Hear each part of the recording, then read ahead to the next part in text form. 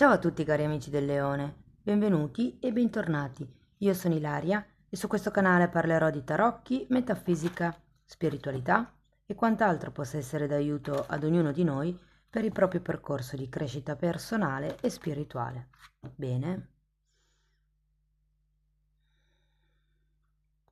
mostrami Leone e le tendenze energetiche per i prossimi 15 giorni inerenti alla sua personale vittoria. Abbiamo la carta del mondo, amici del Leone. Potrebbero esserci dei traguardi in vista, il raggiungimento di qualche obiettivo, di qualche risultato e la chiusura di qualche ciclo. Tenete presente che con la carta del mondo non c'è mai una chiusura e un inizio netto, ma sono cose che un po' si fondono, mettiamola così. Andiamo a vedere di che cosa si tratta nello specifico con i tarocchi. Come sempre vi ricordo che le letture sono per un gruppo, è facile quindi che non risuoni tutto. Se non risuonasse nulla o voleste completare il messaggio potete ascoltare l'ascendente o il segno lunare. E per capire come unire questi oroscopi ho pubblicato una guida e trovate il link sotto nella descrizione del video. Sempre in descrizione trovate anche il mio indirizzo email nel caso vogliate una consulenza personalizzata e in più ci sono i corsi gratuiti presenti sul canale, sono due.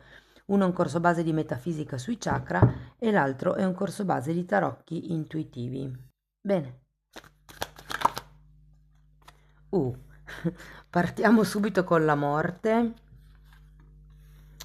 Un 8 di spade, cavaliere di bastoni, 3 di bastoni,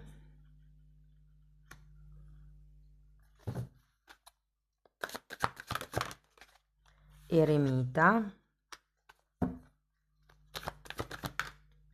6 di bastoni e 10 di pentacoli. Ok ragazzi, adesso andiamo a vedere carta per carta, dopodiché guardiamo qual è il messaggio generale. Allora, partiamo da questa morte. Come già vi anticipavo con il mondo, potrebbe esserci un finale che apre le porte ad un nuovo inizio. Di solito quando c'è la morte perché si lasciano indietro vecchie abitudini, vecchi modi di pensare, cose che ormai sono obsolete, come se ci fosse qualche cosa che o deve essere tagliato o è stato tagliato.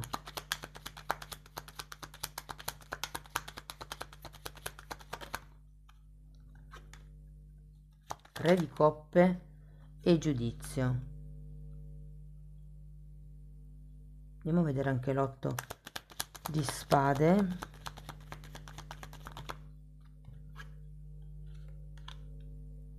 Fante di pentacoli e 7 di spade.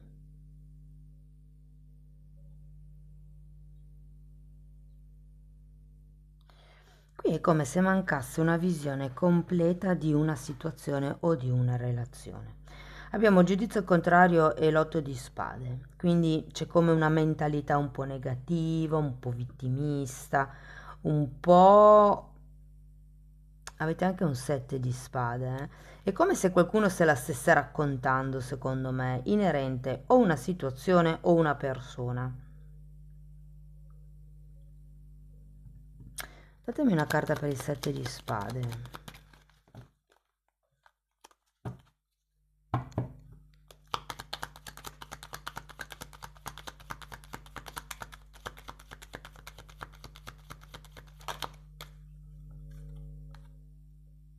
Asso di spade. Datemi una carta per il fante di pentacoli.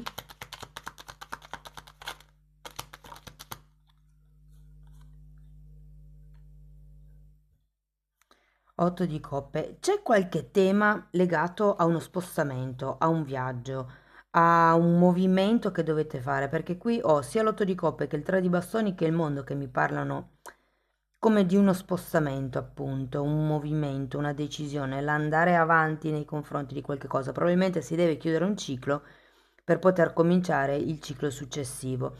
Però la cosa che mi colpisce è che avete il 7 di spade, l'asso di spade al contrario e l'8 di spade, quindi è come se ci fosse un momento a livello mentale un po' pesante. Io credo che qualcuno pensi di non avere scelta inerente a qualche tipo di decisione che deve affrontare, però in realtà è una balla, perdonate il termine, che vi state raccontando, ma vi- cioè, come vi posso spiegare? È come se non foste consapevoli di quello che vi state dicendo. Primo perché avete quest'idea, questo loop mentale un po' negativo. Secondo perché con il giudizio al contrario è come se non riusciste a vedere la visione di insieme. Adesso andiamo a vedere il cavaliere di bastoni. Sole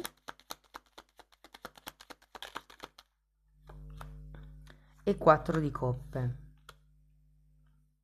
Devo dire che potrebbe essere una persona nuova, potrebbe essere qualche amico che vi viene in aiuto.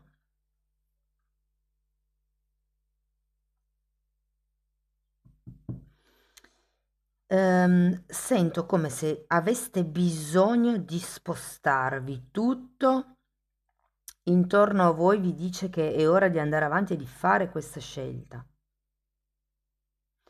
Andiamo a vedere il 3.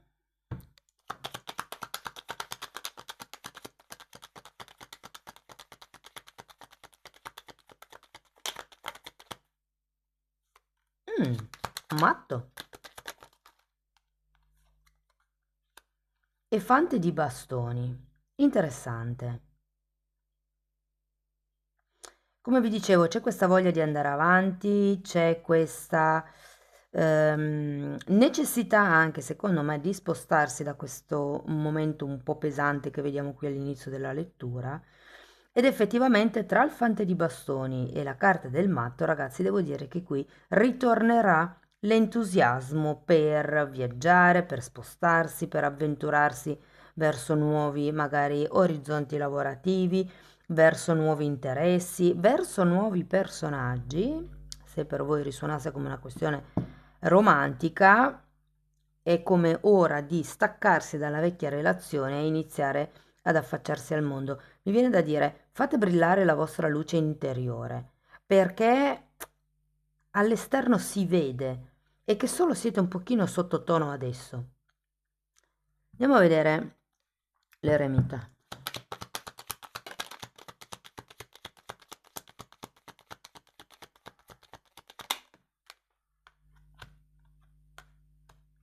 10 di bastoni e 3 di pentacoli.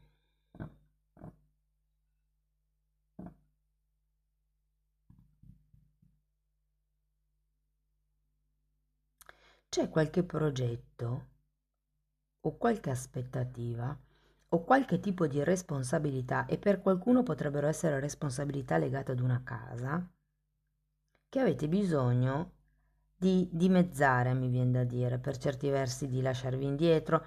Può anche essere che non siano cose vostre e che fino ad adesso ve le siate sobbarcate, probabilmente perché pensate di non poter far diversamente con questo 8 di spade.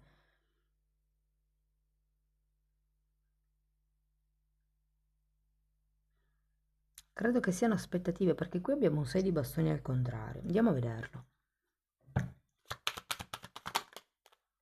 Carro.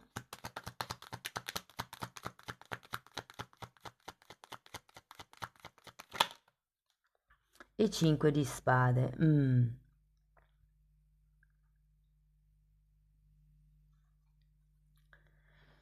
Ho l'idea che manchi una conferma dall'esterno. C'è confusione mentale con questo 5 di spade, ma lo abbiamo già visto qui, probabilmente con il carro non si sa bene da che parte andare, si fa fatica a dare una direzione a questa nuova spinta che arriva. Andiamo a vedere il 10 di pentacoli.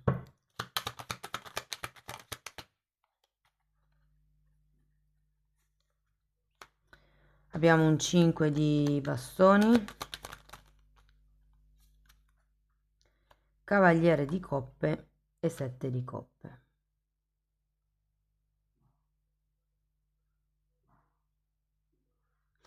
Lo so ragazzi, c'è un cambio qui che deve avvenire, la chiusura di un ciclo e l'inizio di un nuovo ciclo, ma lo sento un po' zoppicante.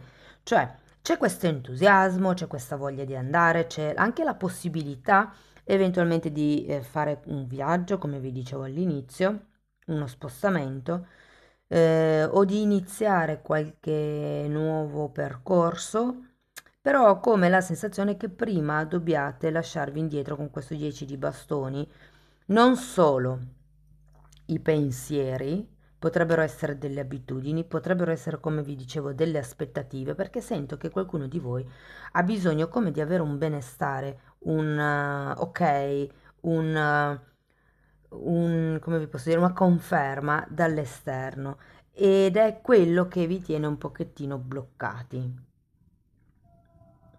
secondo me. Datemi una carta per questo 5 di spade. 10 di spade. È come se non sapeste, l'arcano minore della morte, è come se non sapeste bene come chiudere il ciclo o dove andare una volta che avrete chiuso questo ciclo o come orientare la vostra energia. Però qua mi viene da dire, fate affidamento agli amici, perché secondo me vi aiuteranno a capire come muovere il tutto in modo mm, soft ma effettivo allo stesso tempo. Se per caso per voi risuonasse come una questione romantica, vi dico che qui ci potrebbe essere un prima e un dopo con due personaggi diversi.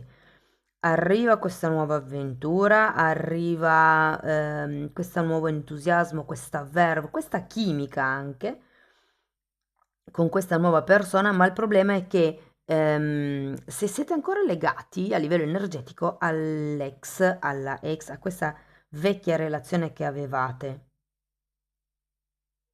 come se ci fosse prima da fare un po' di pulizia, secondo me. Quello che vi posso dire, vedendo queste carte, è di non aspettarvi niente dagli altri e questo è il modo migliore per non rimanere delusi. Ok? Perché di solito noi ci creiamo l'aspettativa che l'altro ci inviti, che l'altro ci chiami, che ci telefoni, che ci faccia quell'invito, quelle scuse, che affronti quel problema X, Y e Z. Però in realtà l'aspettativa è nostra, quindi l'altro non è tenuto a farlo, non siamo ancora in grado di leggerci nel pensiero, quindi